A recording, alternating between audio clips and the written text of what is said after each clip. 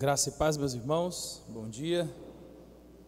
Vamos abaixar as nossas cabeças e vamos orar ao nosso Deus, agradecendo por mais um dia, agradecendo por mais uma semana que Ele nos concede a graça de podermos ter passado por ela bem, o Senhor nos sustentando, nos guardando. E hoje, mais uma vez, o Senhor nos dá esse privilégio de podermos nos reunir e aprendermos mais da Tua Palavra. Ore ao Senhor em alguns instantes.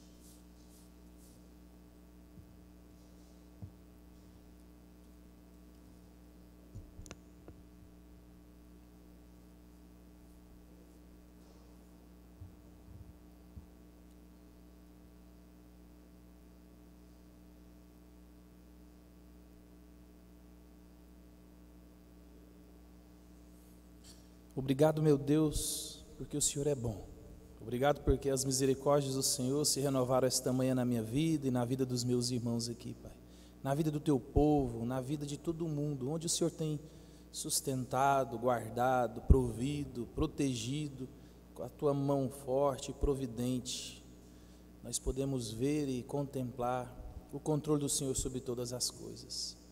E principalmente, meu Deus, sobre nós, sobre o Teu povo, sobre as nossas vidas. Nós sabemos que o Senhor é um Deus amoroso, um Deus sábio, um Deus digno de louvor e adoração. E nesta manhã, Pai, nós estamos aqui para mais uma vez adorarmos, louvarmos e como igreja cantarmos ao Senhor e elevar os nossos pensamentos ao Senhor e mais uma vez, meu Deus, poder refletir sobre a Tua Palavra, refletir mais uma vez sobre a soberania do Senhor, sobre como é a soberania na vida diária, Pai. Nós somos gratos, porque nós podemos descansar, Pai. Obrigado por mais um domingo, obrigado por mais um dia, mais uma semana, onde o Senhor nos guardou, nos proveu, nos protegeu. O Senhor não deixou faltar o alimento, o Senhor não deixou faltar a casa, o trabalho, a saúde. Até aqui o Senhor tem sido bondoso, gracioso e misericordioso conosco, Pai. Nós rendemos louvor e adoração ao Senhor. Receba hoje, agora, nesta manhã, o nosso culto, as nossas orações. E mais uma vez, Deus, abre os nossos olhos, abre os nossos ouvidos e clarifica o nosso coração para que possamos aprender mais e mais do Senhor, Pai. Obrigado por mais um dia. Abençoa esta EBD. Assim oramos em nome de Jesus. Amém. Meus irmãos, abram a Bíblia de vocês em Isaías 45. Como nós ainda estamos pensando sobre a soberania de Deus, né? Então nada melhor do que nós refletirmos mais e mais sobre esse Deus que tudo pode, tudo faz para a sua glória e para o nosso bem. Então Isaías 45, vamos ler até o verso 18.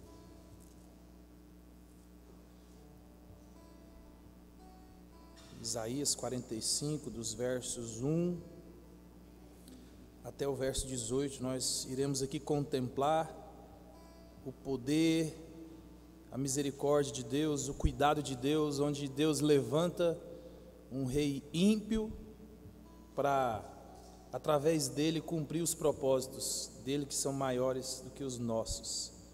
Então Isaías 45, do 1 ao 18, diz assim: Assim diz o Senhor ao seu ungido, a Ciro, a quem tomo pela mão direita para abater as nações ante a tua face, e para descingir os lombos dos reis, e para abrir diante dele as portas que não se fecharão.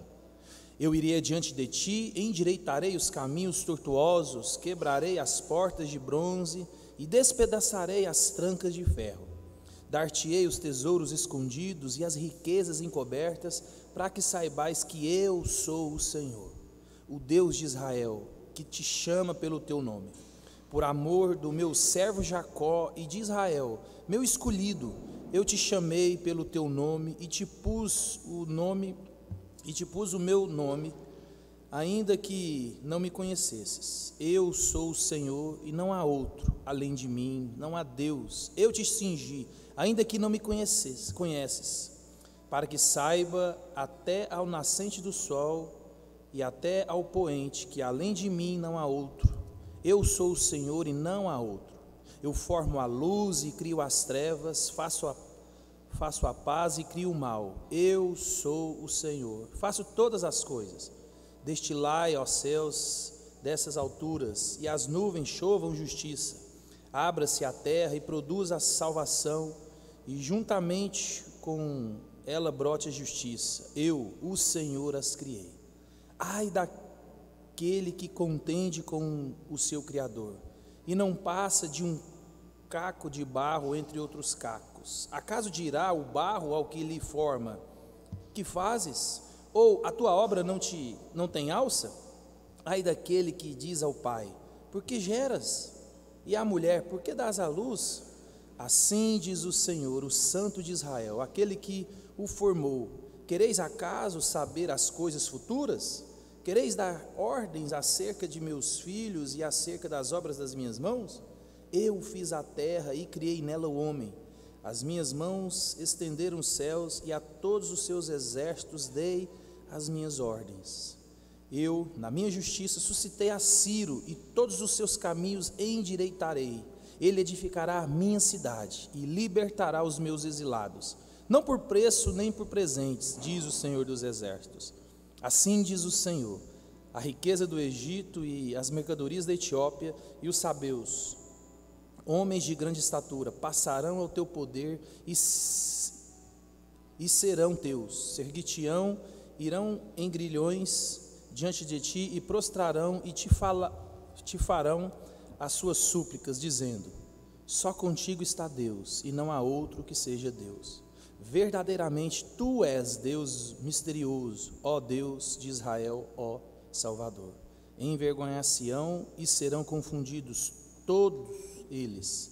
Cairão a uma em ignomínia os que fabricam ídolos. Israel, porém, será salvo pelo Senhor com salvação eterna.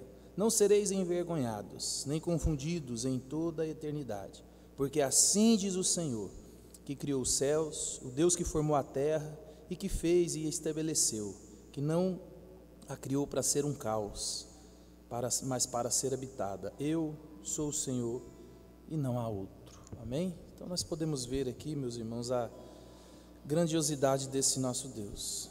Quero só me atentar a um verso, só para não ser longo demais, mas aqui no verso 17, ele acende a nossa esperança. Por isso que nós podemos confiar no Deus de Israel. As pessoas às vezes falam, né, como a gente diz aqui sempre, né? Não, eu creio em Deus. Qual Deus? Às vezes as pessoas têm uma ideia de Deus tão distante, e não de um Deus pessoal. Você vê que Deus aqui, ele se apresenta: eu sou o Deus de Israel, eu sou o Deus de Isaac, de Jacó, sou o Deus que escolheu. Então, meus irmãos, nós servimos ao Deus da Bíblia, o Deus de Israel, Deus de Isaac, Deus de Jacó, Deus de Abraão. Nosso Deus tem nome, ele sempre se apresenta com o seu povo, ele se identificando. E aqui no verso 17 ele vai dizer assim: Israel, porém, será salvo pelo Senhor com salvação eterna. É Deus quem faz. É Deus, meus irmãos, que nos sustenta com mão poderosa. Por isso que o apóstolo João vai dizer que as minhas ovelhas estão nas minhas mãos e ninguém as tira de mim. Por isso nós, pensando na soberania, no poder, na onipotência de Deus, nós podemos descansar. Nós podemos estar tranquilos. Porque nós não precisamos de nos preocupar, porque Deus, ele cuidou de tudo aquilo que nós mais precisávamos, que é a salvação eterna. Então confie sempre nele, meus irmãos. Ele é o único Deus e não há outro. Para que nós possamos constantemente andar sem essa ansiedade. Amém? Vamos orar mais uma vez? Pai, obrigado, meu Deus. Obrigado porque o Senhor é bom. Obrigado porque nós podemos ler na Tua Palavra e aqui o Senhor se revela de maneira onde nós podemos reconhecer e adorar pela grandeza, pelo poder e pelo controle que o Senhor exerce sobre toda a terra, Pai. E nós queremos descansar o nosso coração ao Senhor, Pai, porque às vezes o nosso coração, ele se distancia, a nossa fé vacila, os nossos temores às vezes, eles nos afogam e nos fazem esquecer e desviar o olhar daquele que tudo pode. Não nos deixe, meu Deus, esquecer que só o Senhor é Deus e não há outro. A salvação está nas tuas mãos, a salvação pertence a ti. Que o Senhor constantemente esteja como um aguilhão ferroando as nossas consciências, nos lembrando quem nós somos em Cristo Jesus, e que nós temos um Deus, e que nós temos um Deus amoroso que zela por nós e cuida de nós, como tem feito, Pai. Mas não deixa nós ficarmos distraídos com relação a isso, e olhando para as outras coisas e não olhando para o Senhor, Pai. Obrigado por mais um dia, obrigado por mais um domingo, obrigado por mais um EBD. Abençoa todo o teu povo que se faz aqui presente. Receba as nossas orações, as nossas canções e nos abençoa, Pai. Assim oramos e agradecemos em nome de Jesus. Amém. Graças a paz, meus irmãos. Que possamos estar nessa música adorando a Deus e que podemos estar falando que Ele seja o nosso universo. Como diz na música, que a pessoa anseia pelo desejo de quando acordar, ter o primeiro pensamento em Cristo, que o primeiro pensamento dela possa ser Jesus, e que possamos ser assim, irmãos, que possamos acordar já pensando em Jesus Cristo, que a nossa vida possa ser para Deus. Os irmãos podem se levantar?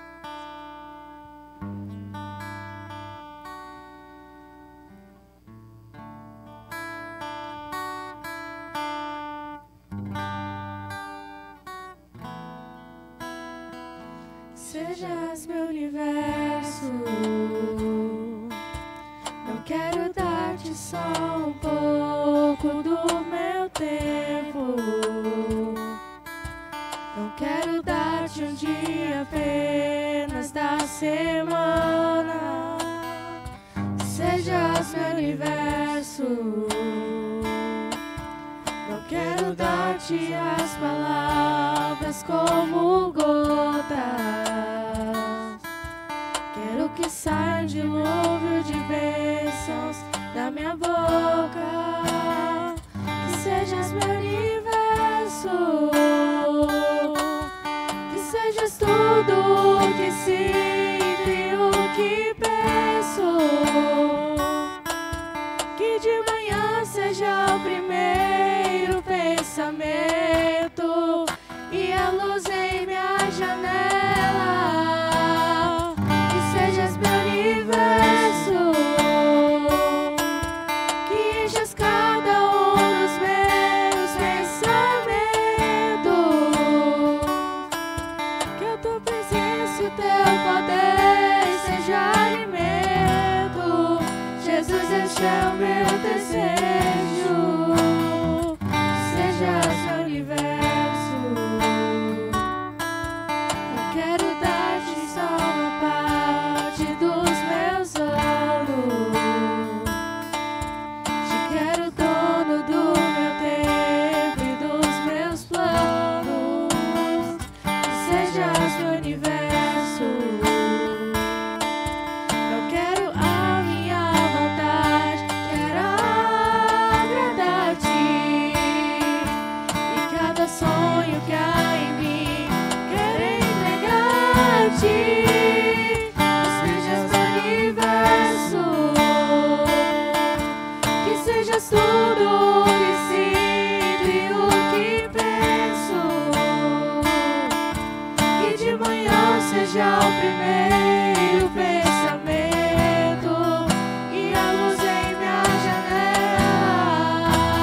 Que sejas meu universo, que enchas cada um dos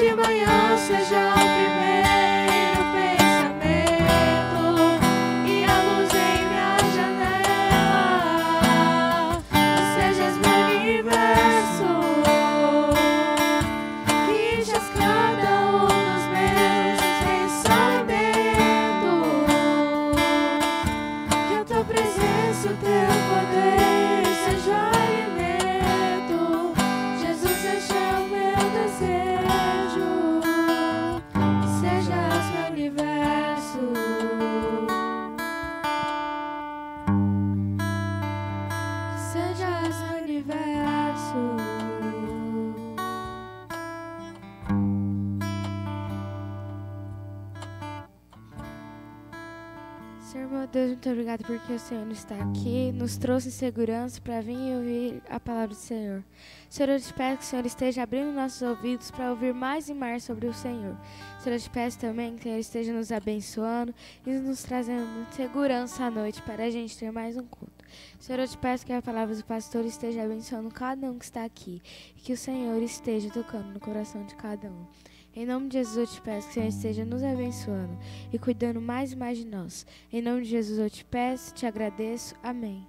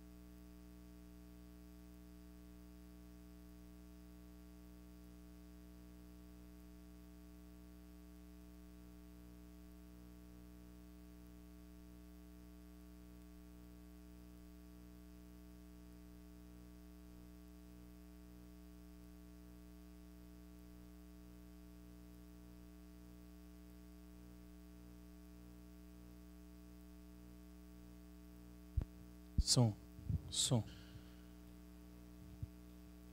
Pronto. Som.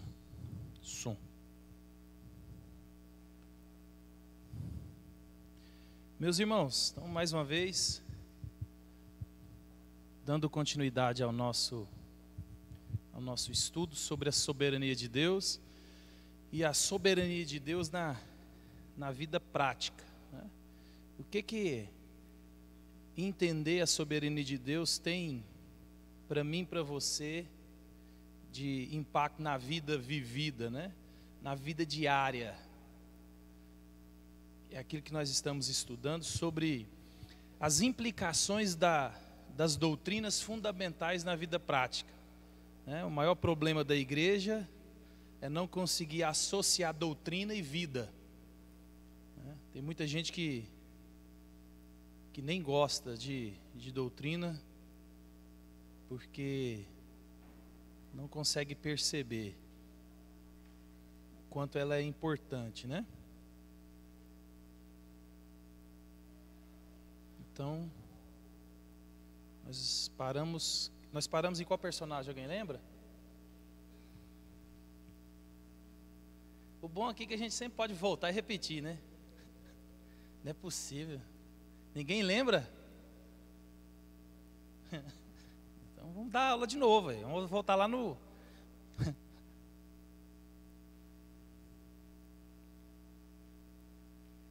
Enquanto vocês lembram aí, quero apresentar para os irmãos aqui Nós temos aqui hoje o pastor Gilberto. Ele é o pastor dos pastores da nossa denominação, meu chefe. Então qualquer reclamação vocês têm até a hora de acabar o culto, né? Então se vocês não fizerem reclamação agora, fazer por telefone é igual você ligar para a net. Isso não tem resultado não. Agora ao vivo é diferente, né?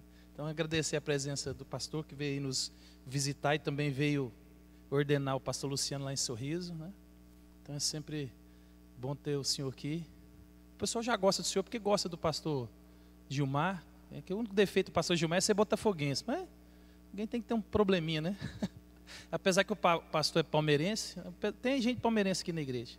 É melhor, mas botafoguense só conhece 3 vivos. 3 vivos, então é mais difícil.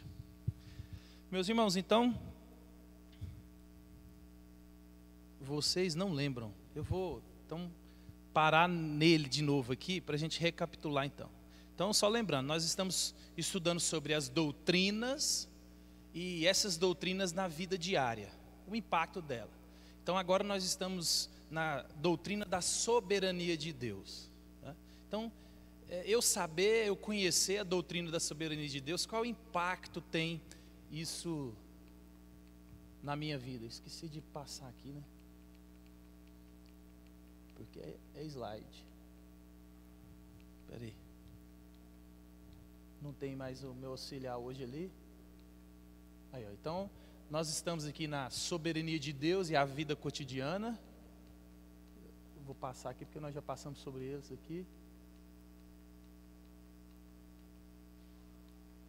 Aqui, ó. Então nós paramos aqui, ó.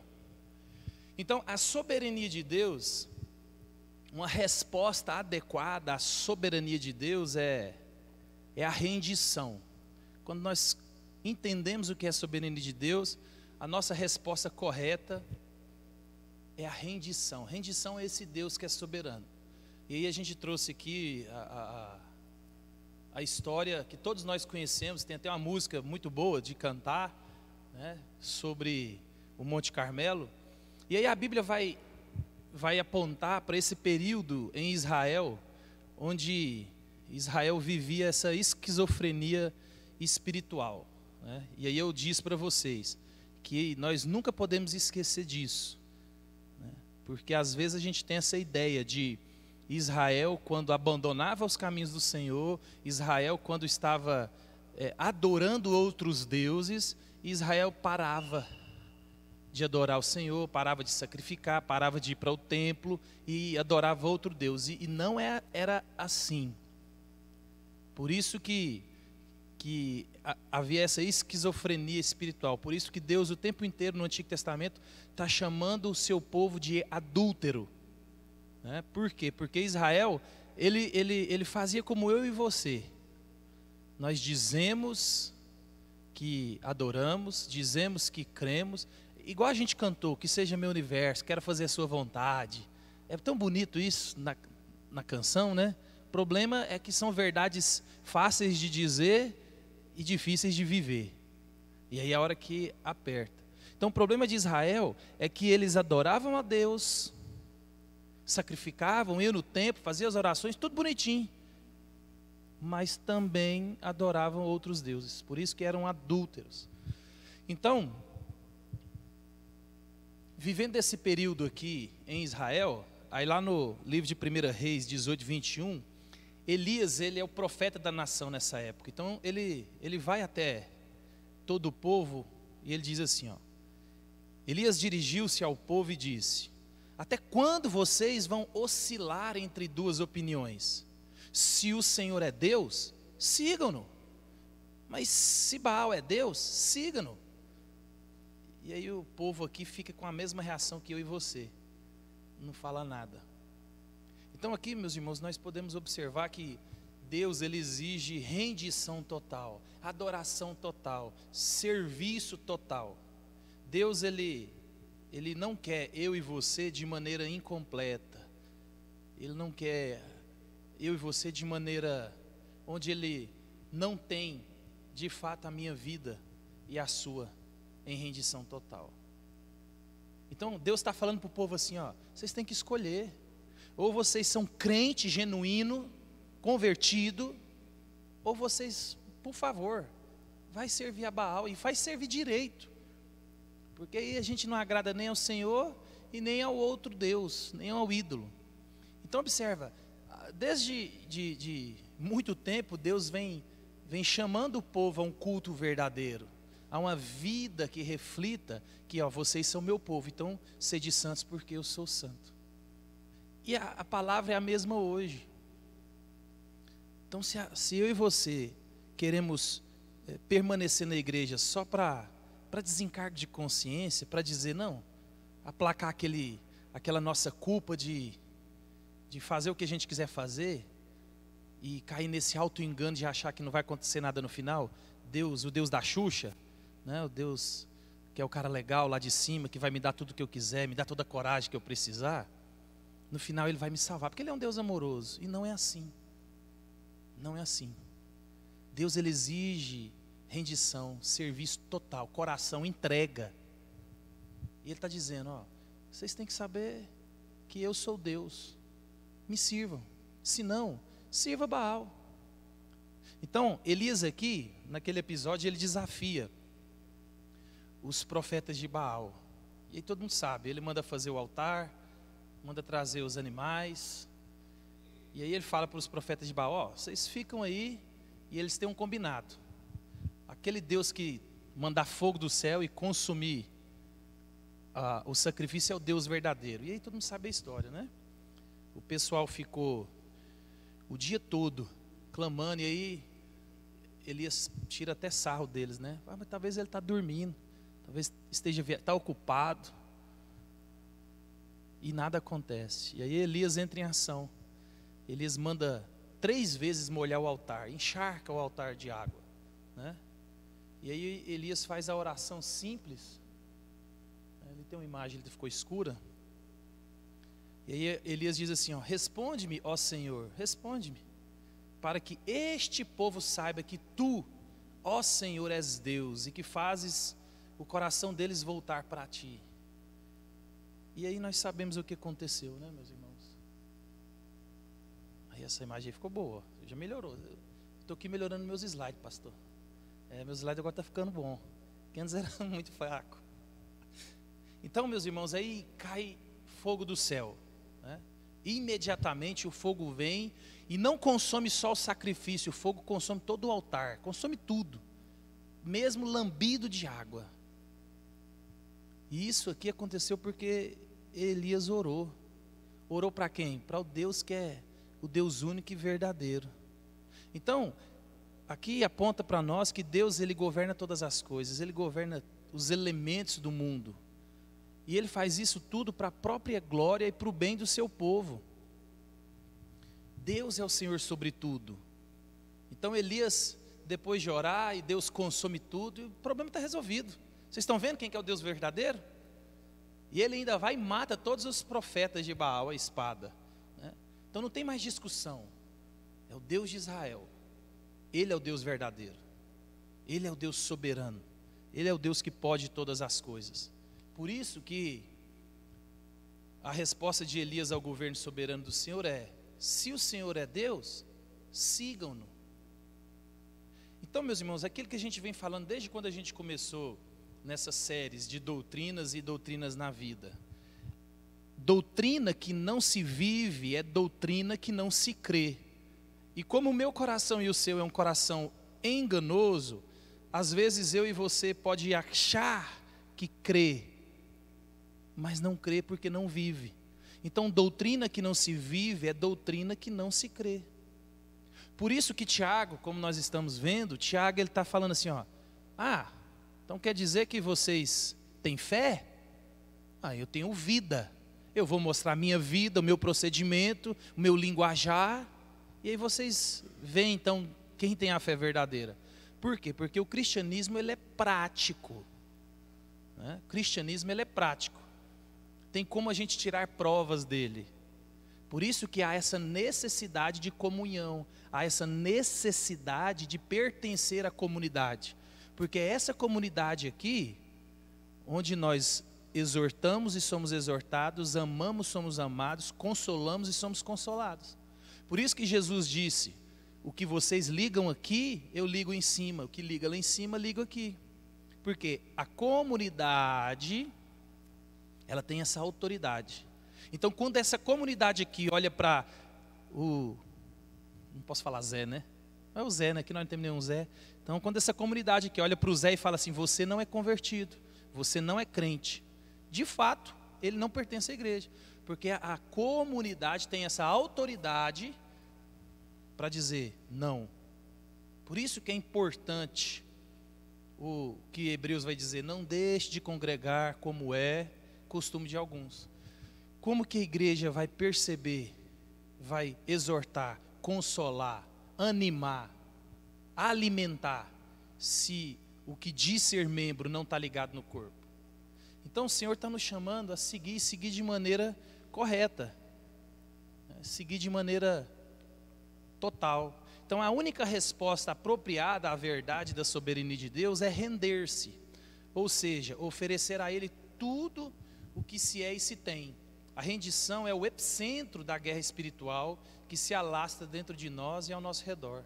Então, do mesmo modo como os israelitas tinham duas caras, é possível, né, de maneira sutil, que eu e você sejamos assim. Eu e você conseguimos manter um cristianismo falso. Principalmente hoje, numa época onde as pessoas conhecem tão pouco a Bíblia. A gente diz que é crente, mas não é assim.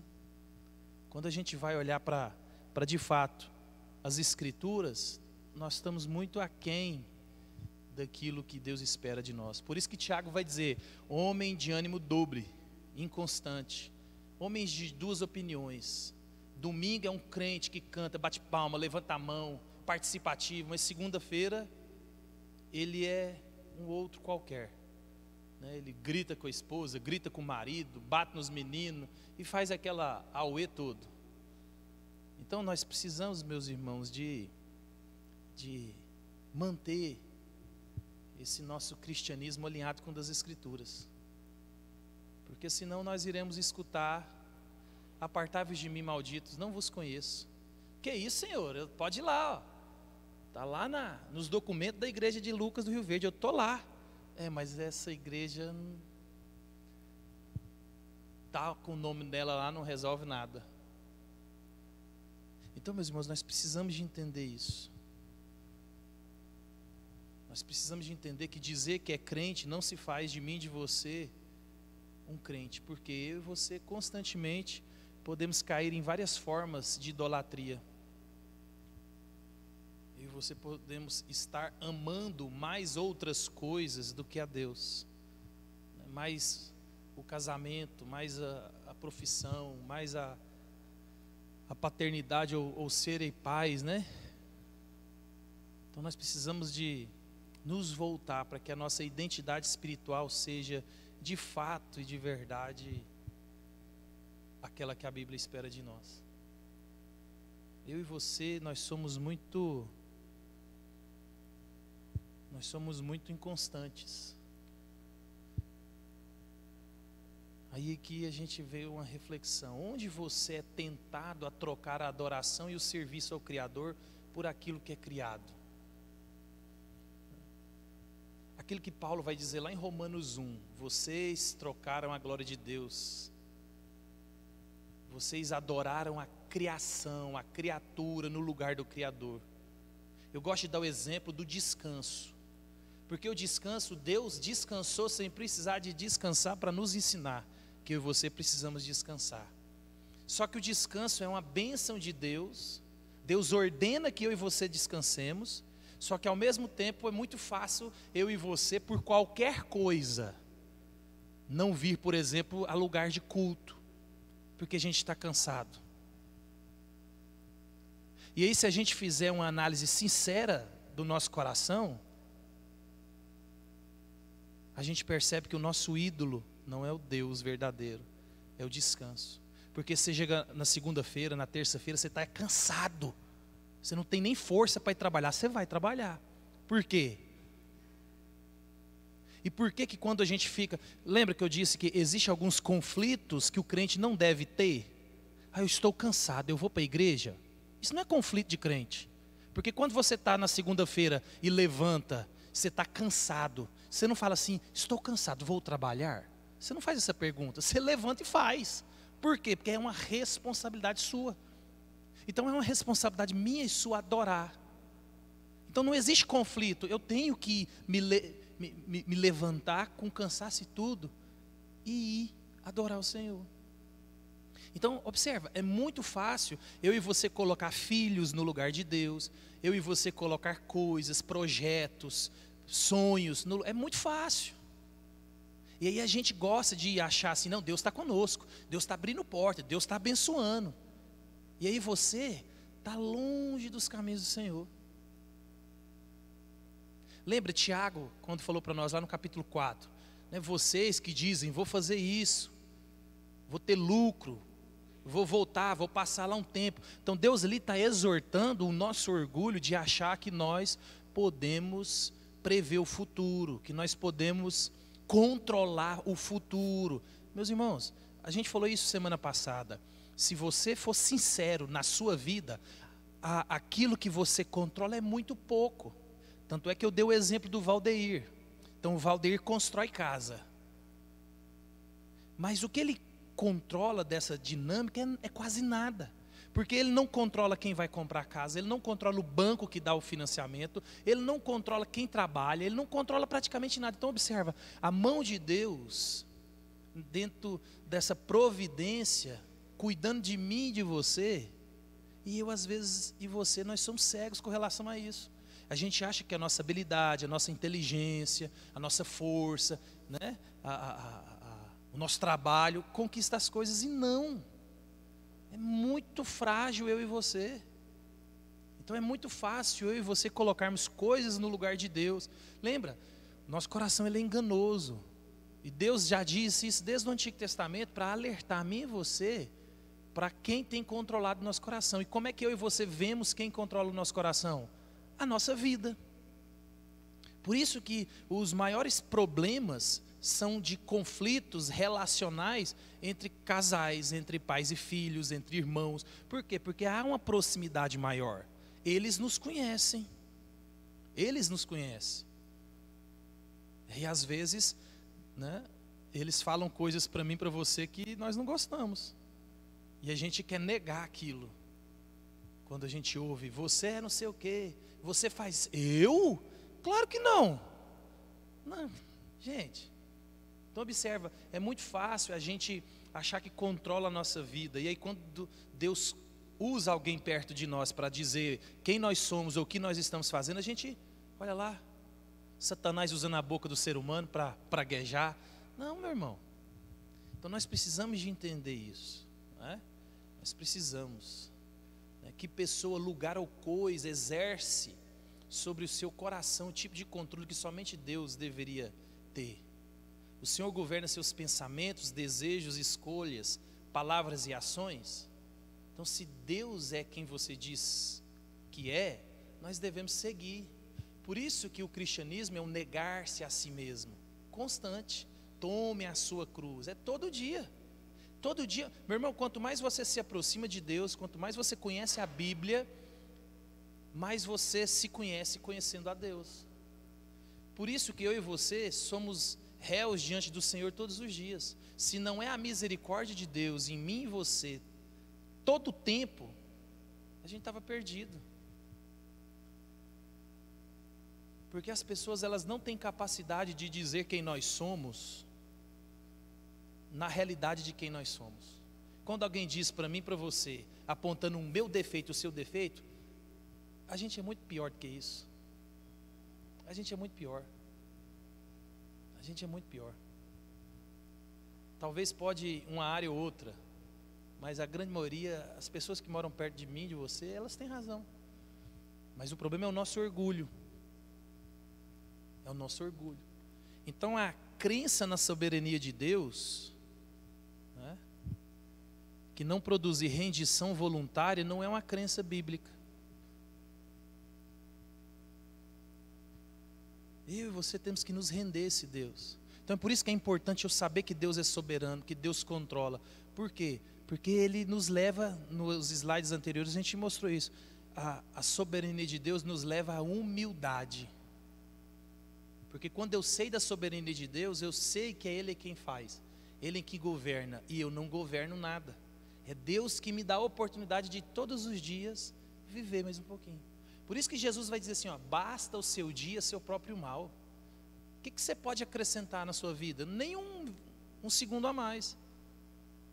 Viva hoje. As suas preocupações de hoje são tantas que você não precisa te preocupar com as de amanhã.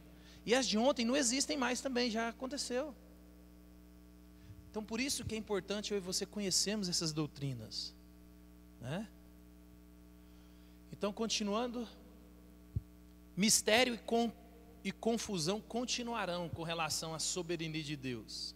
Eu e você, nós temos uma mente limitada. Nós somos criatura, nós não somos o Criador. Então, uma vez que eu e você... Deixa eu beber uma água aqui.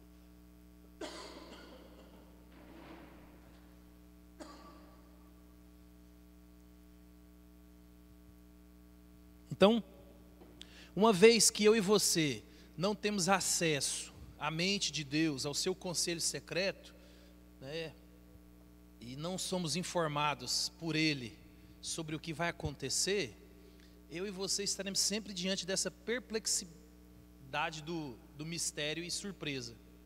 Por termos recebido de Deus habilidades intelectuais e conceituais, teremos sede de saber, sede de que a vida faça sentido e sede de entender. Então nós devemos aceitar que existe uma linha entre criatura e Criador que nunca podemos cruzar, né? Algumas coisas Deus não disse e nunca vai dizer para mim e para você. Se a gente fosse curioso para descobrir o que Deus revelou na Bíblia, a gente não tinha tempo para descobrir o que vai acontecer amanhã na minha vida, quem vai morrer, quem vai viver, se vai dar certo, se não vai, se eu vou comprar, se eu vou vender, se eu vou adoecer, se eu não vou. Então observa, esse mistério e essa confusão sempre vai continuar. Por quê? Porque o Deus soberano não nos revelou aquilo que eu e você não precisamos de saber. O exemplo claro disso somos nós que somos pais. Por exemplo, você que tem filho e eu que tenho filho, às vezes nós passamos por problemas financeiros. Os pais sabem que eles não têm comida nem para comer na semana que vem. Falou, o dinheiro acabou. O que a gente vai fazer? O casal está lá sabendo, é um problemão. Não tem dinheiro, o dinheiro acabou, não tem dinheiro para pagar. Acabou, nós entramos num colapso financeiro. Você não vai chegar no seu filho de 12 anos, 13 anos, 5 anos, 6 anos e falar, senta aqui meu filho, quero dizer para você que a casa caiu. Quero dizer para você que o dinheiro acabou. Quero dizer para você que agora você tem que ajudar a gente aqui a pedir dinheiro. Porque você não faz isso. Você fala para ele, tranquilo meu filho, vai dormir. Pai, eu estou com fome, fica tranquilo, eu vou ali dar um jeito. É assim que a gente faz. Por quê? Porque você que é humano, limitado, você tem consciência que o seu filho não tem capacidade para suportar a realidade daquilo que a família tem vivido. E quando a gente transfere isso para uma esfera maior, né, suprema, eu e você temos que entender, existem realidades que eu e você não temos condição de suportar. A gente está estudando Abacuque. Olha para você ver, Abacuque fala para Deus, até quando, Senhor? Até quando eu vou contemplar isso que está acontecendo em Israel? O Senhor não me responde ainda, deixa eu ver esse caos total aqui. Aí Deus revela o que Deus vai fazer. O que acontece com ele? Ele entra em desespero. Então, aquilo que estava ruim ficou pior. Porque ele achou que a situação de Israel estava ruim. Quando Deus fala assim, não, eu vou trazer os babilônios para destruírem você, ele fica desesperado. Imagina o peso da revelação daquilo que Deus vai fazer na mente do profeta. Que ele já acha um caos. Então imagina, Abacuque provavelmente ele estava no avivamento do rei Josias. Ele viu o despertar da nação, prosperidade, o povo se voltando a Deus, restauração do culto. Então, na cabeça do profeta, Senhor, isso aqui está longe daquilo que nós vivemos. O Senhor tem que dar um jeito, a gente precisa de voltar aquele avivamento. E aí ele está achando que Deus vai fazer alguma coisa naquele sentido. Mas aí o que Deus faz? Eu falei, não, Abacuque, espera aí. Estou levantando os babilônios. Escreve aí numa placa, para que até quem passa correndo vê que eu vou destruir vocês. Depois eu vou destruir a Babilônia, mas vocês é a cerejinha do meu bolo. Vou corrigir vocês. Então imagina, meus irmãos, se Deus ele descortinasse para mim e para você aquilo que Ele quer fazer. Imagina se Deus falasse assim, ó, tá vendo seu filho rebelde? Vem cá, senta aqui que eu quero te contar o que eu vou fazer com ele. Meu irmão, você não tem essa estrutura, eu não tenho. Meu filho e o seu, quando fica gripado, a gente já fica doido. Agora você imagina se Deus falasse assim, vem cá que eu vou te mostrar aqui como é que eu vou tratar ele. Então observa, a soberania de Deus, entender quem Deus é, entender quem você é, acalma o nosso coração. Porque se você entende isso, você sabe que essas coisas irão continuar. Porque você sabe quem Deus é e sabe quem você é. Por isso que descansar em Deus não é algo que encontramos primordialmente entendendo as coisas, mas sim confiando na existência, no poder, na autoridade, na sabedoria e no amor daquele que governa todas as coisas que gostaríamos de entender. Deus responde ao nosso desejo de conhecer e de entender as coisas, não com respostas, mas nos dando a si mesmo. Então Ele nos revela a sua existência, o seu governo, a sua sabedoria, a sua fidelidade, o seu amor, para que possamos experimentar paz, descanso no coração, mesmo quando enfrentamos os mistérios dolorosos. Então quanto mais eu e você conhecemos e quanto mais eu e você entendemos o caráter de Deus, e a gente vai conhecendo esse cuidado amoroso, sábio de Deus, mais profundo e real torna o meu descanso e o seu. Por isso que é importante eu e você conhecer a doutrina. Por isso que é importante eu e você conhecer esse Deus. Porque depois que eu e você viramos adultos, nós descobrimos algumas coisas que as nossas famílias passaram no nosso período de infância, e aí você fala, nossa, não tinha nem noção disso. Por quê? Porque a gente conseguia dormir, descansar, porque confiava no pai e na mãe que estavam organizando tudo. Então observa, você já sabe fazer isso. Veja como que é fácil a gente desregular o nosso coração. E a gente colocar confiança em coisas.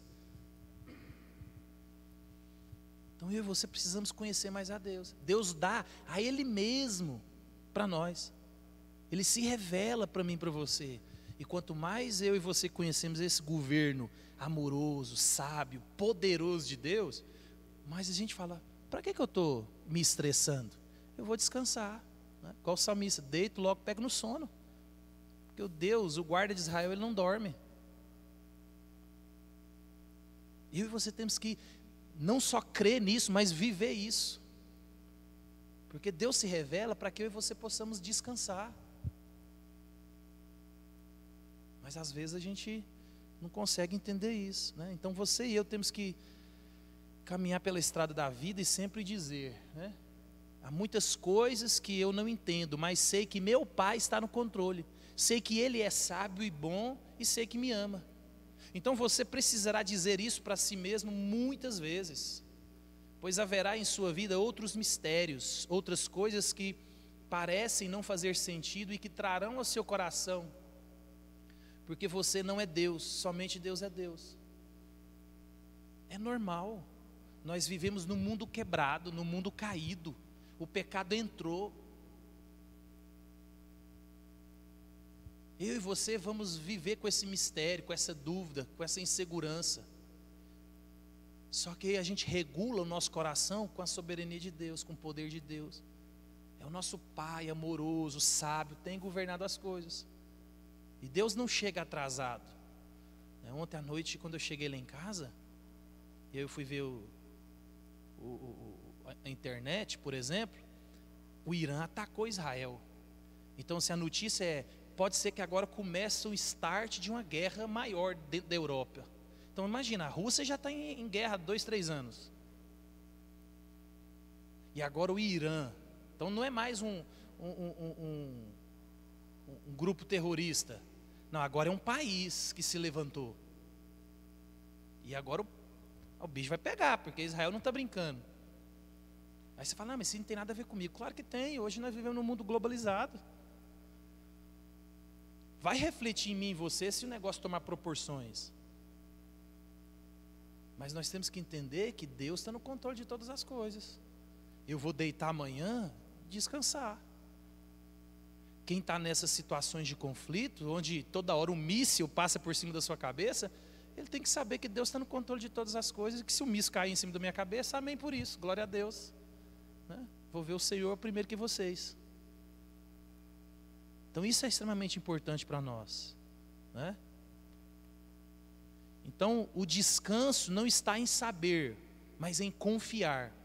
O que lhe dará descanso nem sempre será perguntar a si mesmo por que algo aconteceu, mas sim se lembrar de quem está no comando do que acontece. Por isso que eu tenho dito para nós aqui, ó, eu e você temos que aprender a pensar biblicamente. Eu e você temos que aprender a pensar a partir de uma perspectiva bíblica. Porque nós não controlamos nada, nós não sabemos de nada. Mas se eu e você conhecemos a Deus cada vez mais, quando essas adversidades virem, porque vão vir, eu e você descansamos no nosso coração. Então quando a doença nos assolar, quando a dor nos assolar, quando a alegria nos assolar, porque também, às vezes a gente só pensa na tragédia, mas a alegria, a bonança, a vida tranquila, faz também que o meu coração e o seu se distanciem de Deus. Então tudo que acontece na minha vida e da sua, a gente não precisa de entender. Por exemplo, quando alguém faz um Pix na conta de uma pessoa errada, o cara que recebeu o Pix, ele não quer saber de onde veio o dinheiro. Vocês já tiveram essa experiência com alguém perto? Ele não preocupa, meu Deus, eu tenho que ir no banco, colocaram dinheiro na minha conta, e agora? Não, ele chega e gasta. Depois vira para o banco e fala assim, problema de vocês, eu não tenho nada a ver com isso. O desespero é de quem fez o Pix errado. Então observa, quando é do meu interesse, do seu interesse, você não quer saber o porquê das coisas. Não, importante que caiu um dinheiro. Aí eu estava conversando com um pastor semana passada, ele me contando lá que teve uma irmã numa igreja aí, que foi dar um testemunho. Estava precisando de dinheiro, e aí foi num lugar comprar um negócio, e aí a pessoa fez um troco errado de R$50. E aí ela queria dar um testemunho da igreja. Eu queria agradecer vocês aqui, né, e agradecer as orações, porque Deus agora está ao meu favor. Precisando de dinheiro, e aí eu fui num lugar, e a pessoa me deu um troco de errado, R$50. Olha para você ver a que ponto que chega o crente. De achar que Deus realmente abençoou ela nesse ponto de fazer com que o erro do outro, a pessoa não consegue entender que isso é roubo. Ela não quer saber por quê? Porque ela está sendo beneficiada. Então observa, aí a gente vai pegando uma linha dos nossos pecados mais profundos e encobertos. A gente percebe o tanto que nós somos orgulhosos, arrogantes, egoístas. Você só está pensando em você, eu só penso em mim. Eu não quero saber, eu estou bem. Não me venha com seus problemas, eu estou bem, eu não quero que você venha falar nada para mim. Então, você não quer saber quando é do seu interesse não saber. Mas quando você acha que tem que saber, você tem que saber. E com Deus não é assim, Ele é o governador, Ele é o poderoso. Então, descanso é confiar naquele que está no controle de todas as coisas. Mais uma. Então, o controle de Deus nem sempre é óbvio. O que é importante nem sempre é óbvio. Por isso é importante basear a maneira como vivemos, não em nossa interpretação do que está acontecendo ao nosso redor ou no mundo em geral, mas sim naquilo que Deus revelou a nós sobre seu caráter e seu plano. O mundo muitas vezes parece não estar sob nenhum tipo de controle justo e sábio. Parece que não há no controle, não há alguém no controle, ou seja, não há alguém que você se daria ao trabalho de adorar. Por quê? Tem essa nossa incapacidade. Nosso coração se desespera porque querer saber aquilo que a gente não sabe. Então, é muito fácil o nosso coração se perder. A gente é sábio, porque Deus nos fez sábios, inteligentes. A gente é lógico, e muita coisa não faz sentido. É por isso que o pensamento do Antigo Testamento era o seguinte: a vida boa, Deus está satisfeito comigo. Vida ruim, vida com problema, Deus está insatisfeito comigo. É lógico você pensar isso. Então, se está tudo bem, Deus está sorrindo para mim. Se está tudo mal, Deus está bravo comigo. Mas a perspectiva bíblica não é essa. Não é porque sua vida é boa, Deus está te dando um joinha, e porque sua vida está uma desgraça, Deus está com raiva de você. Não. Ele tem planos maiores que eu e você nós não entendemos. O porquê Ele escolhe uma pessoa para viver dentro do sofrimento. E por que Ele escolhe alguém que não merecia ter uma vida boa? A gente não entende isso. Eu estava lendo alguns profetas. Eu estava lendo o profeta Jeremias. Meu irmão, ele foi escolhido no ventre. Não, Jeremias, ei, eu já te escolhi. Antes de você achar que era alguma coisa. Só para sofrer. Só para ver tragédia, ver desgraça. Quem que quer ter a vida de Jeremias? Alguém que Deus levantou só para ver problema. E os caras mataram Jeremias. Eu jogava ele na cisterna, batia em Jeremias, e era profeta de Deus.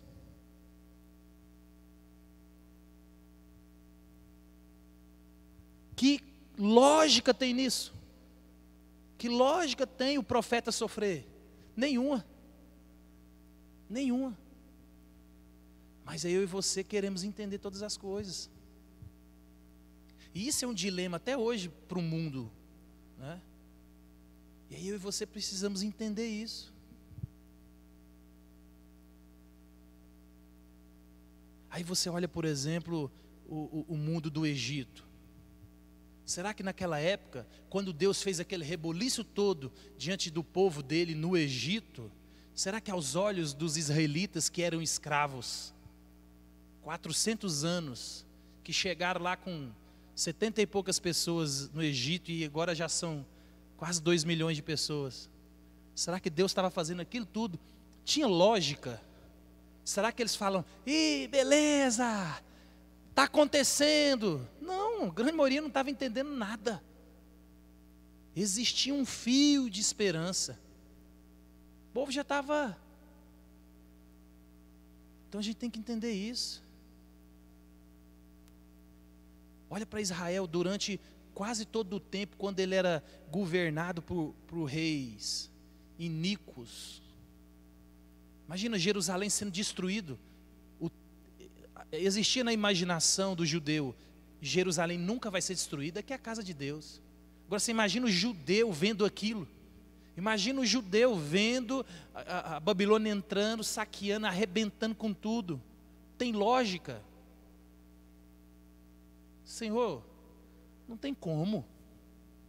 Hoje de manhã eu estava vendo o culto lá da igreja de Pinheiros, e eu acho que é por causa do que aconteceu ontem com Israel. O Hernandes hoje pregou sobre o livro de Esther, né? Então o livro de Esther não cita o nome de Deus, mas ele estava querendo mostrar, né, na pregação, que era a mão de Deus, ela é visível. A mão de Deus está lá o tempo inteiro, Deus governando as situações, as circunstâncias, para que o povo dele se livrasse. E no caso de Esther, o povo se livrou, mas teve que o quê? Teve que guerrear.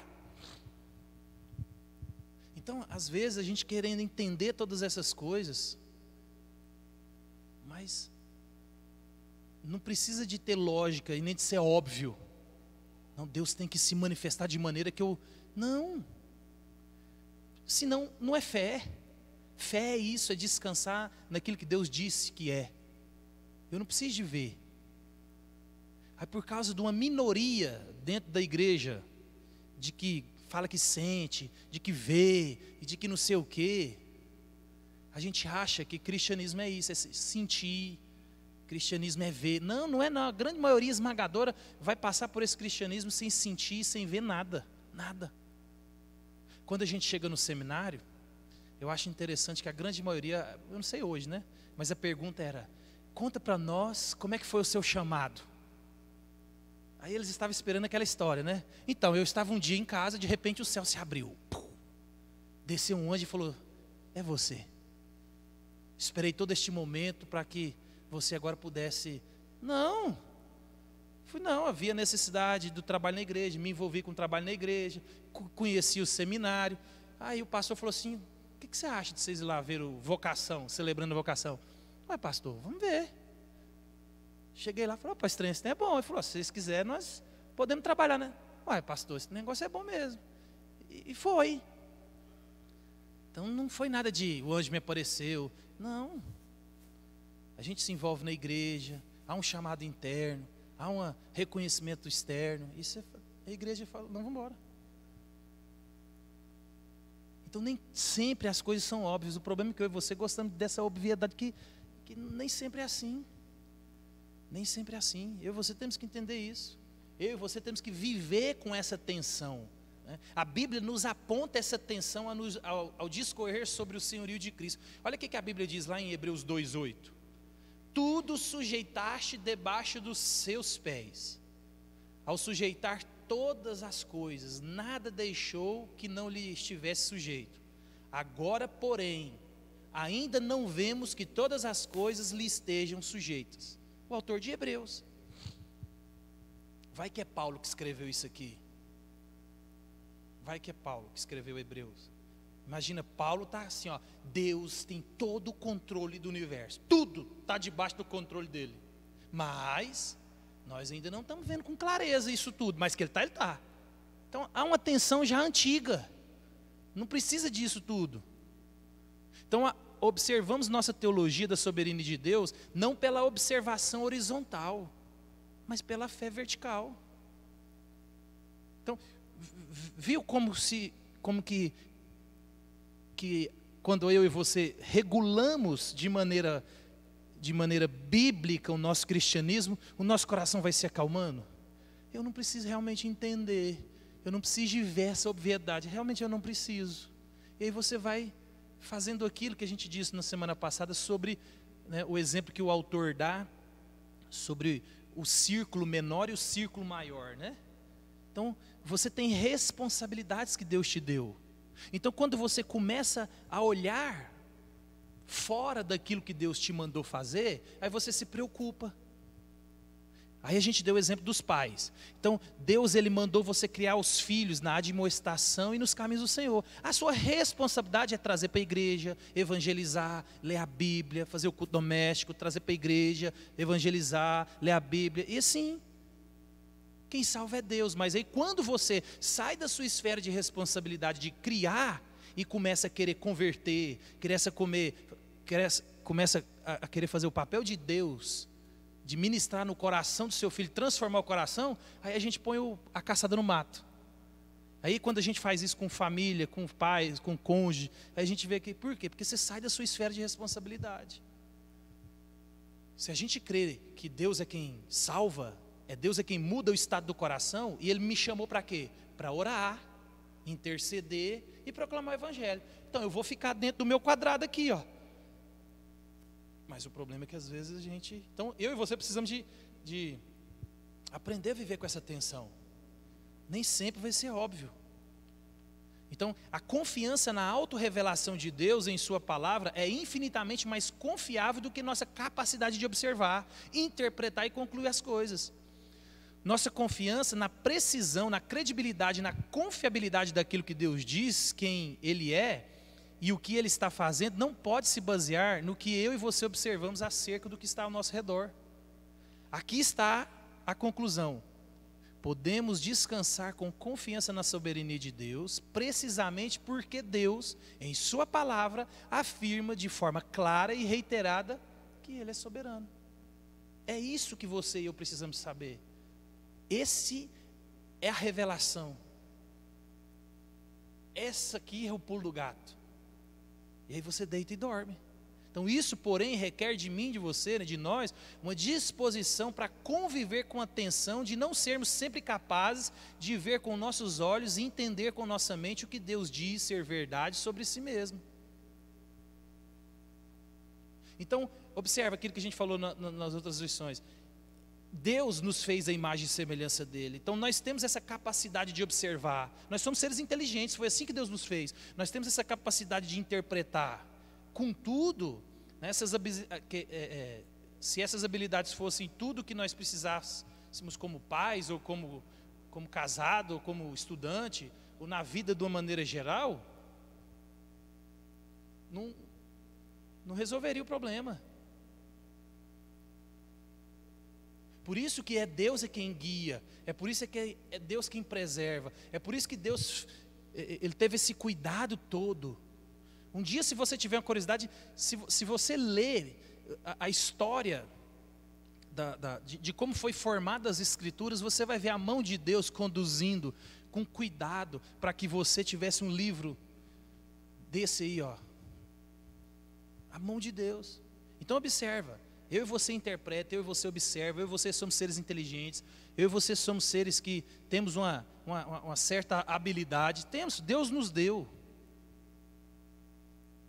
Mas isso não faz de mim, de você, excelentes maridos, excelentes esposas, excelentes pais. Por isso que eu e você precisamos do Deus que guia. Por isso que nós precisamos da sua palavra. Por isso que eu e você precisamos das Escrituras para nos guiar, para nos conduzir.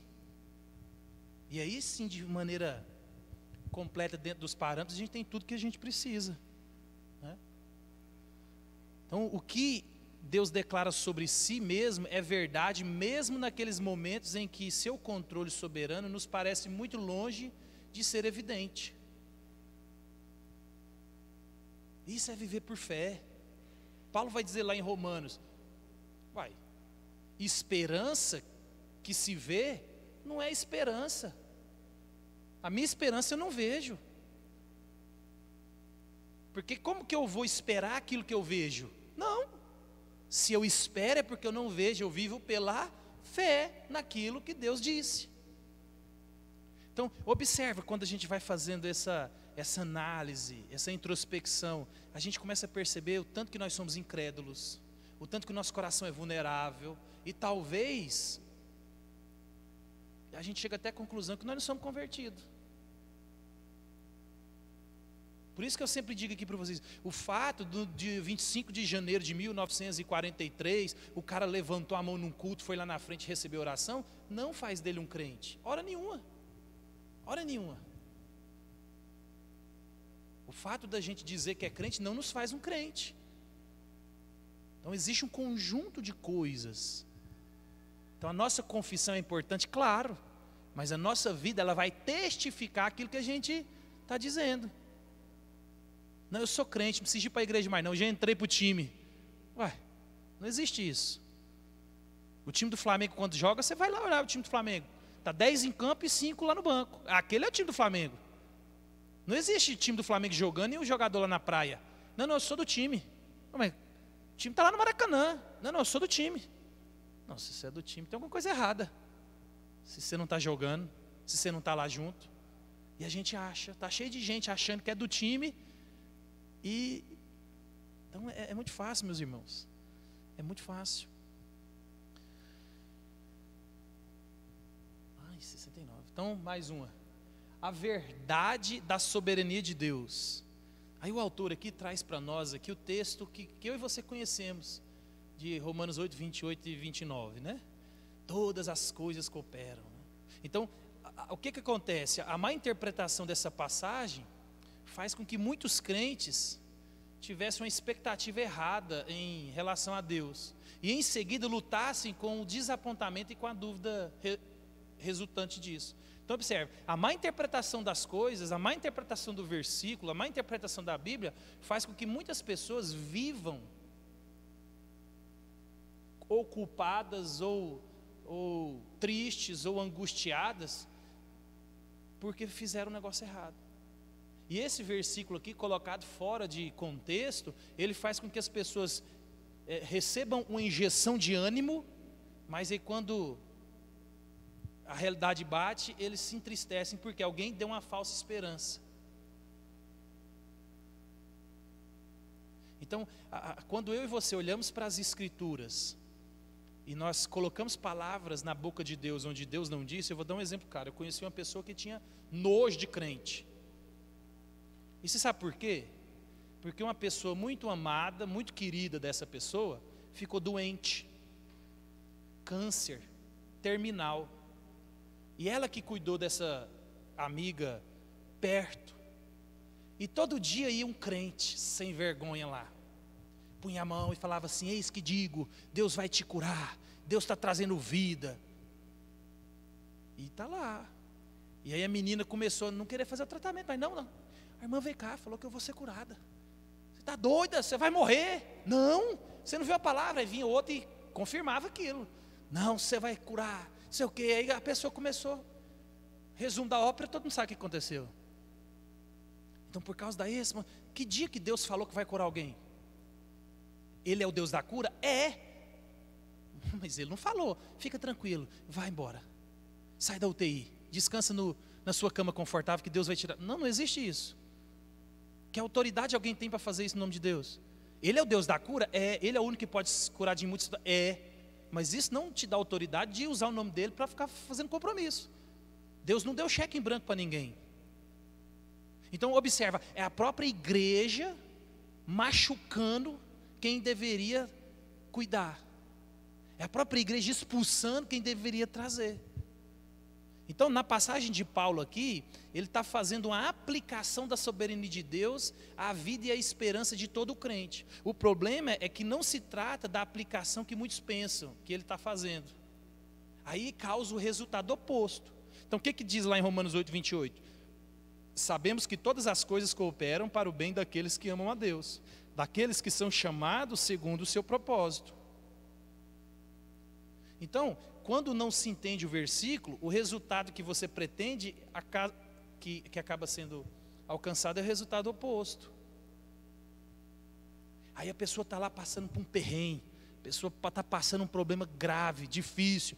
Aí a pessoa chega e fala assim: ó, fica tranquilo, todas as coisas cooperam para o bem daqueles que amam a Deus.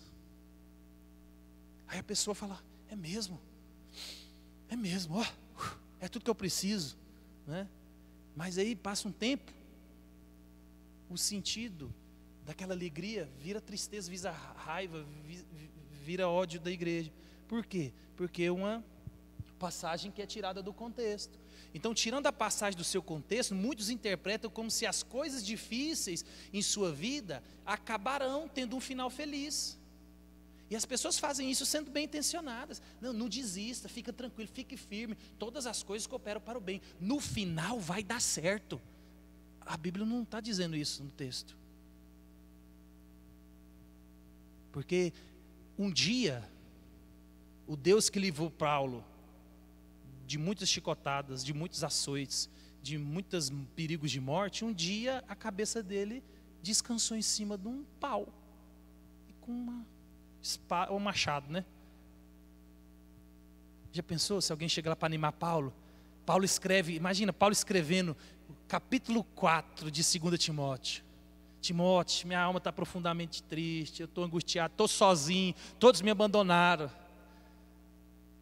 Eu estou precisando de você aqui para me dar meu último abraço. Eu já estou sendo oferecido por libação, meu tempo já chegou. Deus me avisou, eu estou indo embora. Aí chega um irmão bem intencionado e fala assim: Paulo, você escreveu todas as coisas que operam para o bem daqueles que amam a Deus. Fica tranquilo, vai dar certo. Já pensou se Paulo não fosse alguém que esperava no Senhor e conhecesse Deus, que ele servisse? Ele: é mesmo? Que medo é esse da morte? Quem é o imperador romano para cortar minha cabeça? Então não é assim. E às vezes a gente é bem intencionado. Mas quando você olha todo o contexto, olha o que Romanos 8,18 vai dizer assim, ó: porque para mim tenho por certo que os sofrimentos do tempo presente não podem ser comparados com a glória a ser revelada em nós. Então, olha aqui, ó, Paulo já está dando uma perspectiva eterna. Não é para essa vida. Ele já estava falando aqui, ó, acorda, você não é deste mundo, olha para frente. Olha acima do sol, não abaixo do sol. Então nessa passagem, Paulo começa a abordar o tema do sofrimento que eu e você enfrentamos por vivermos em um mundo quebrado e contaminado pelo pecado. Por isso que ele vai dizer assim, ó, a criação geme, esperando e aguardando redenção. Aí eu e você vive essa tensão do já e do ainda não. Deus está presente, a graça de Deus atua, mas às vezes eu e você não vê. Então Paulo, ele quer mostrar para os crentes que nada do que eles estão sofrendo e nada do que enfrentarão tem o poder de deter o plano redentor de Deus e de separar do amor de Deus. Por isso que lá embaixo no capítulo 8 ele vai dizer assim, ó, quem poderá nos separar do amor de Deus? Não é tribulação, não é dor, não é sofrimento, não é morte, não é nada, nada nos separará do amor de Deus. Então Paulo está dizendo assim, ei, todas as coisas cooperam para o bem daqueles que amam a Deus. Fiquem tranquilos, nada pode separar do amor de Deus. Isso é passageiro, está doendo, aguenta firme. Pode ser que continue doendo, mas aguenta firme, Deus está no controle, né? Aí Romanos 8, 29, o 30 diz assim, ó, porquanto aos que de antemão conheceu, também os predestinou para serem conformes à imagem do seu Filho, a fim de que ele seja o primogênito entre muitos irmãos. E o 30, e aos que predestinou, a esses também chamou, e aos que chamou, a esses também justificou, e aos que justificou, a esses também glorificou. Então aqui, Paulo explica o bem, que ele vai dizer lá, o que ele disse no verso 28. Não é um bem situacional, um bem relacional, um bem financeiro, não é uma promessa de felicidade, não é um casamento restaurado, não é uma carreira de sucesso, não é filhos abençoados, não é saúde física, né, não é aposentadoria confortável. Não, o bem prometido aqui é o bem que eu e você deveríamos ansiar, é o mais maravilhoso que existe. É o melhor que tudo que eu e você podemos esperar. É o bem da graça redentora, perdoadora, transformadora e libertadora de Deus. O bem aqui é que Deus trouxe redenção para o seu povo. Deus trouxe salvação. Deus resolveu o problema. Esse é o bem que Deus tem preparado para nós. Por isso que o contexto é porque Ele nos conheceu, nos predestinou. Então Deus nos chamou, nos predestinou. Deus nos salva, nos lava e nos prepara. A salvação vem de Deus, por isso que nada nos separará do amor de Deus. Por isso que Paulo vai dizer assim, ó, aquele que começou a boa obra, há de completá-la até o final. Esse é o Deus, esse é o bem. O bem é, Deus vai nos guardar, nos proteger, Deus vai segurar na minha mão e na sua e vai nos preservar a bom termo. Nada nos separará do amor de Deus. Nós agora somos filhos, nós agora morremos a morte, vivemos a sua vida. Nós nos identificamos com Cristo agora. Esse é o bem. Você agora é crente. Você agora é selado pelo Espírito Santo. Pode ser que sua vida vai ser ladeira abaixo. Mas a redenção aconteceu. Cristo nos salvou. Tem esperança. Nada pode deter a graça salvadora, meus irmãos, daquele que Deus escolheu. É isso que Ele está dizendo. Eu te escolhi, eu te vi. Eu te resgatei, eu que te salvei. Nada pode impedir esse negócio. Deus vai completar aquilo que Ele começou. Esse é o maior bem que eu e você poderíamos ter.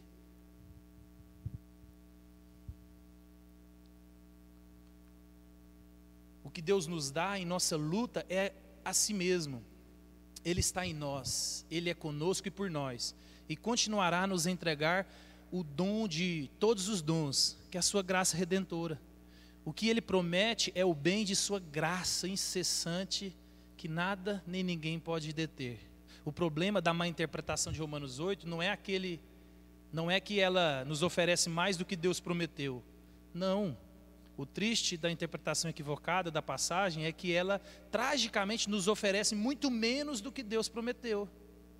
Então, enquanto continuarmos a viver o desconforto de um mundo que geme à espera da redenção, que possamos recuperar a verdadeira glória da promessa de Romanos 8, 28. Então observa, Deus está dizendo assim, ó, eu te escolhi, eu te salvei, eu vou te carregar. Mas aí você está, ei, fica tranquilo, vai passar a dor, vai passar a peleja, vai passar o tormento. Então observa, a nossa má interpretação, ela diminui a revelação de Deus. E aí quando eu e você nos apegamos, é verdade, nada nos separará do amor de Deus. Não é problema, não é dor, não é tribulação, não é nada. E aí a gente fica tão enraizado aqui na terra, que a gente acha que o problema que Deus vai resolver, Deus vai restaurar o nosso reino, e não o reino dele. Por isso que eu e você precisamos entender isso. Tem mais 10 minutos ali. Vai dar certo. Mais outra, a soberania de Deus nos dá motivo para eu e você levantarmos cada manhã. Então, muitos de nós já vivemos momentos em que é difícil levantar da cama de manhã. Você acorda inundado com preocupações que levou para a cama no dia anterior. Preocupação com filho, trabalho, finanças, saúde, relacionamentos. Talvez você acorde com o corpo e o coração já cansado. Aí é nesses momentos que a teologia da soberania de Deus é útil, encorajadora e restauradora. Então, quando eu e você estamos nessa situação, porque eu e você passaremos por esses momentos. Na verdade, talvez a gente vai, eu já disse, 40% dos salmos é salmo de lamentação. 40%. Então, o salmista só lamenta, porque a vida no mundo quebrado não é fácil. Você resolve o problema com o filho, arruma um problema com o cônjuge. Você resolve o problema com o cônjuge, arruma uma doença. Você fica saudável, arruma um problema com dinheiro. Quando você arruma um problema daqui, você tira um daqui. E é assim que é a vida. Essa é a vida vivida no mundo quebrado, cheio de pecado. Então eu e você precisamos entender isso. Se todos os dias que o meu coração e o seu amanhecer angustiado, se nós não olharmos acima do sol, olharmos para Jesus, para aquilo que Ele fez, para aquilo que Ele nos prometeu, aí não dá certo. Então, independente das provações que eu e você possamos enfrentar em qualquer dia, eu e você temos que levantar sabendo que existe um Deus que governa, que está no controle do universo. Lembre de novo, eu vou recitar a mesma passagem para vocês nunca esquecer dela. Vamos lá. Isaías 6, no ano da morte do rei Uzias, eu tive uma visão, e eu vi Deus sentado no seu alto e sublime trono.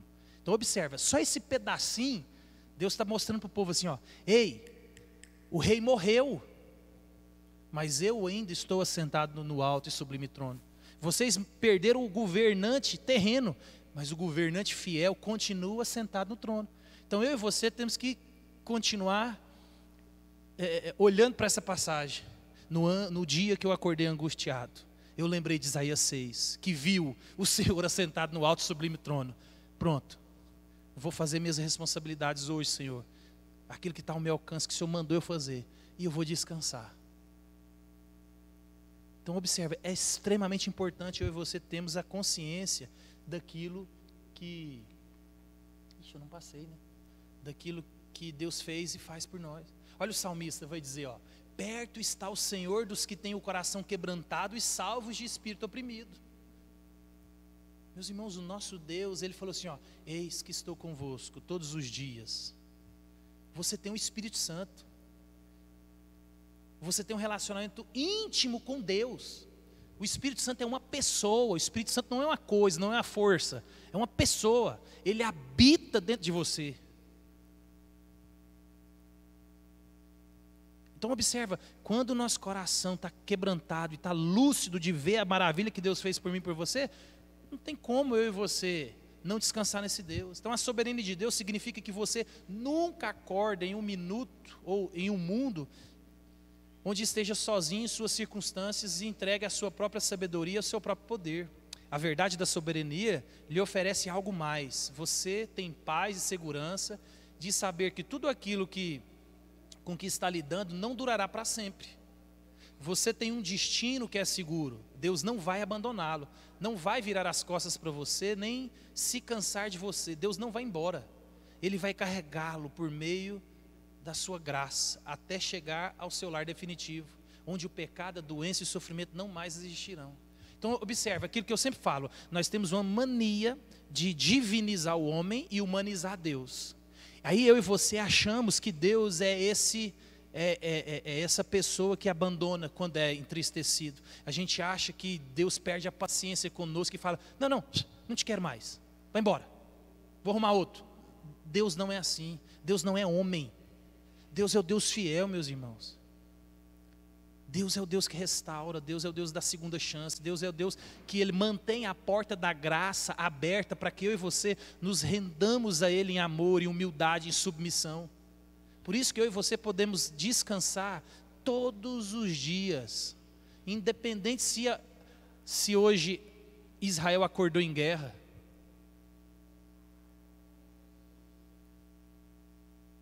A gente acorda todo dia com Lula na presidência. E eu acho que é pior do que entrar em guerra. Porque ele vai arrebentando com o país sem você perceber. A ideologia, o pecado, tudo tem adentrado dentro das igrejas, dentro dos âmbitos da escola. Então observa, é uma perspectiva. Quando a gente consegue olhar além disso tudo, a gente descansa no Senhor. A gente descansa em Deus.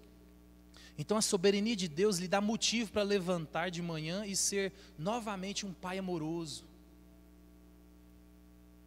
Você tem uma responsabilidade com aquele filho, ore por ele, ensine a Bíblia para ele, encoraje ele.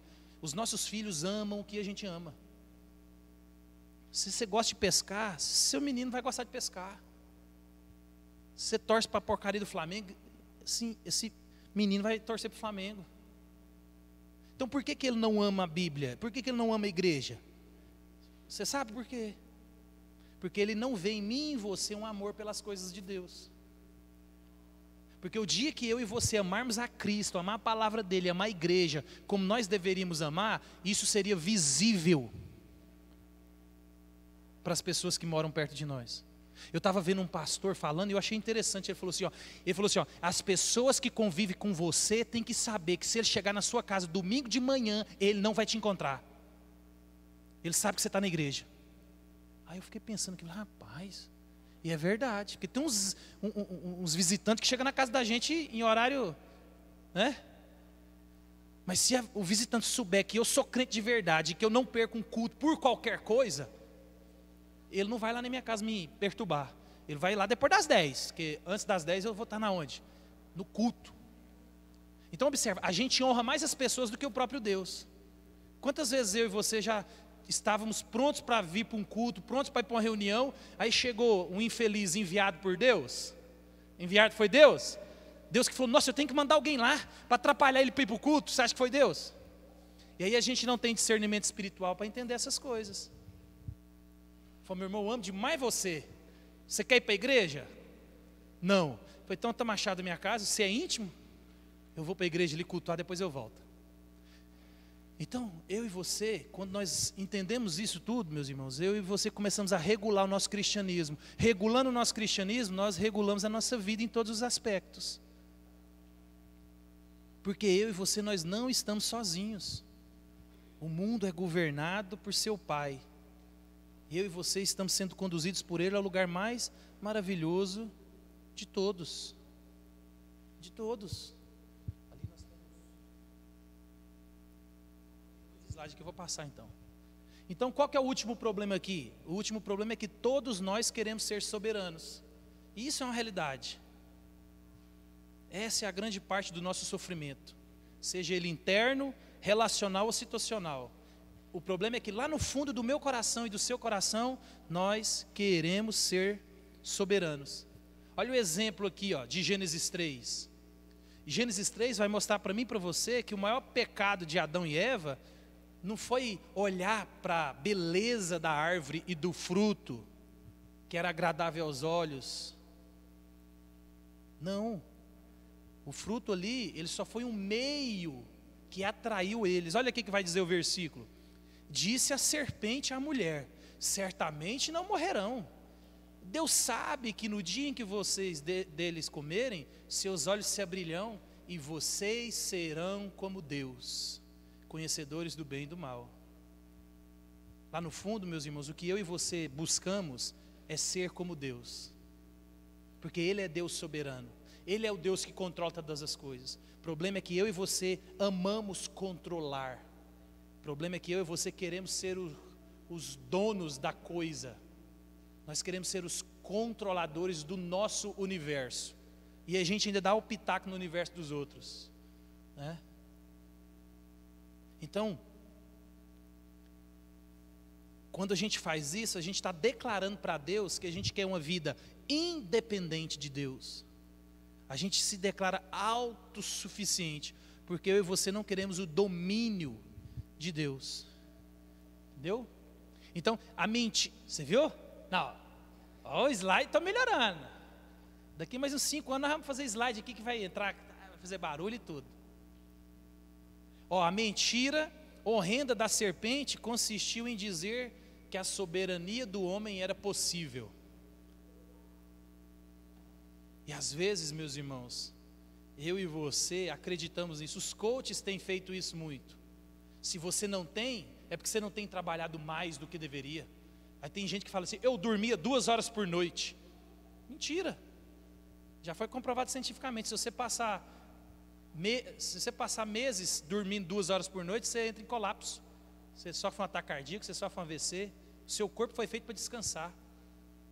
Aí ele fala assim para você, você não tem porque você não se esforçou. Aí ele convence a mim e a você que o poder está na minha mão. Peraí, é verdade. É só eu levantar mais cedo. E aí nisso a gente vai fazendo de escada a família, Deus e todas as coisas. Então essa é a maior mentira. Essa é a maior mentira. Então, meus irmãos, vou para o último slide. O que eu e você devemos fazer é cair em rendição total a Deus. E que a minha oração e a sua seja, Pai, confesso que muitas vezes eu desejo ter o domínio que a Ti pertence sobre as coisas e pessoas.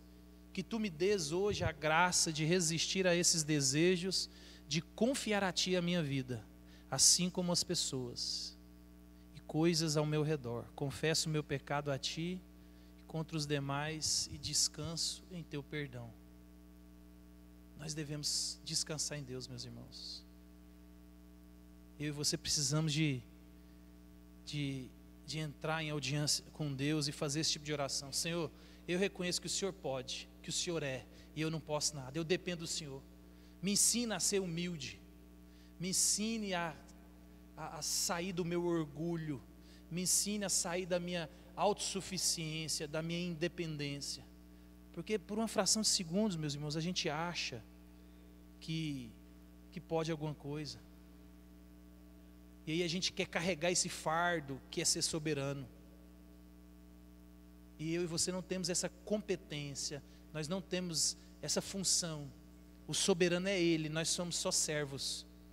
Se eu e você ficássemos dentro do quadrado que Deus nos estipulou, nossa vida seria mais confortável. Então que eu e você possamos entender isso. Se humilhe na presença de Deus. Se Deus travar a sua respiração, você vai morrer hoje ainda.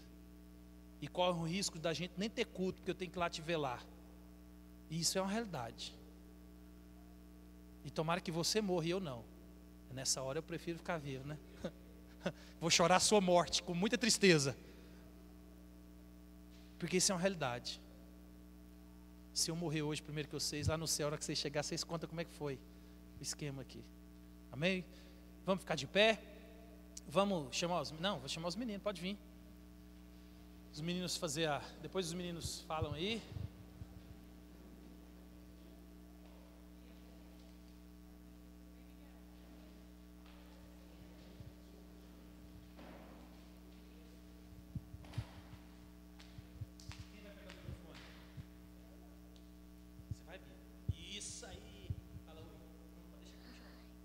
Oi?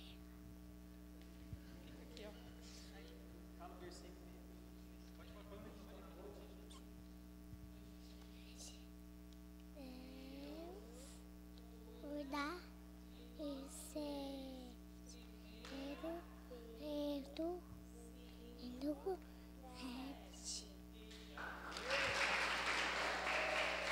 Muito bom.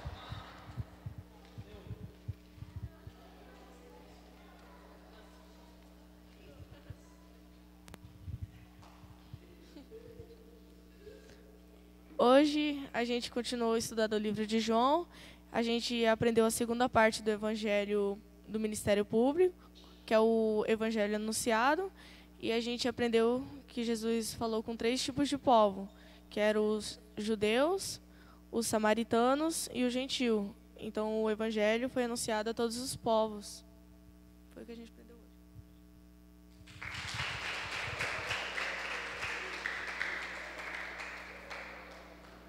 E nós aprendemos que a soberania de Deus, é Deus é quem pode, e eu e você não podemos nada. só podemos nos render diante dele em adoração, em louvor e gratidão. Você está vivo hoje porque Deus te conduziu até aqui. Você levantou hoje de manhã porque a mão de Deus e do Deus amoroso, gracioso, né? Porque se eu fosse Deus essa semana eu tinha me matado. Eu tinha, porque eu me conheço. Mas como Deus é misericordioso, né? Então imagina, se você fosse Deus e olhasse para a sua vida, eu acho que você teria te matado. Você falava, não, esse ser aqui, vou torcer o pescoço dele. E aí a gente consegue ver tanto que Deus é bom comigo e com você, né? Eu vou fazer 39 anos de idade. Falando nisso, hoje é aniversário da Beth. Ó, a Beth há 22 anos, Deus conduzindo a vida dela. Né, Beth? 22 anos Deus dando a graça para ela acordar todos os dias de manhã. Então que eu e você possamos entender, meus irmãos, Deus é bom. E tudo que eu e você façamos para Deus, não é como pagamento e dívida, não, é gratidão. A adoração que nós prestamos a Deus, o louvor, é pela gratidão do que Ele fez por mim e por você. Deus não precisa da minha adoração para ser Deus. Então é eu que sou beneficiado por causa do amor, da soberania, do cuidado que Ele tem comigo e com você, né? Igual o Cristiano que pega essa rodovia todos os dias, né? Olha, já tem mais de um ano, ele está aqui, está vivo, ó. E ele pega o 63 todos os dias. Ele vive na 163, na verdade, ele visita a casa dele. E não é graça de Deus? Você imagina, você morar na 163 e está vivo? É graça de Deus. Quantas pessoas vão na 163 de vez em quando e não voltam? Então, a gente pode perceber o cuidado de Deus, amém? Então, nós vamos orar agora, agradecendo também. Hoje é aniversário da Beth. 22 ou 23, Beth? Ô, Beth. E depois a gente canta parabéns, tá joia? E lembrando que hoje à noite tem culto às 19 horas. Então, agradeça a Deus pela oportunidade que nós vamos ter de cultuar o Senhor. E Ele que vai nos dar essa oportunidade. E receba essa dádiva de poder vir na igreja hoje à noite, com as próprias pernas, como um presente de Deus. Pai, obrigado, meu Deus, por mais um dia. Obrigado porque nós podemos olhar para as Escrituras que revelam um Deus amoroso, soberano, sábio e misericordioso. E nós nos voltamos ao Senhor com rendição, com tranquilidade, em humilhação, porque o Senhor pode e nós não podemos. Perdoa os nossos pecados, principalmente o pecado de querer ser soberano no seu lugar, Pai. De querer tomar o lugar do Senhor nas nossas vidas e conduzir da maneira que nós queremos. Não permita, meu Deus, que a nossa arrogância e o nosso orgulho seja tão grande assim. Nos confronte cada vez mais com a Tua palavra para que nós possamos nos render ao senhorio do Senhor. O Senhor que tem conduzido a nossa vida com mão amorosa e misericordiosa e graciosa. O Senhor que mais uma vez abriu as portas da graça para que nós venhamos nos arrepender da nossa arrogância, Pai. Obrigado. Obrigado em especial também pela vida da Beth, a qual o Senhor dá a ela mais um ano de vida. Que o Senhor esteja abençoando ela, que ela possa cada dia mais crescer em estatura, graça e sabedoria no Senhor, Pai. Que o Saulo, o Nicolas possam ser uma família onde o Senhor tem usado ela para mostrar a glória do Senhor através do cuidado dela como mãe, como esposa, como serva do Senhor. E obrigado, meu Deus, porque é o Senhor quem tem sustentado, é o Senhor quem conduziu ela a teu povo, é o Senhor quem tem falado ao coração, é o Senhor quem tem trago ela, Pai.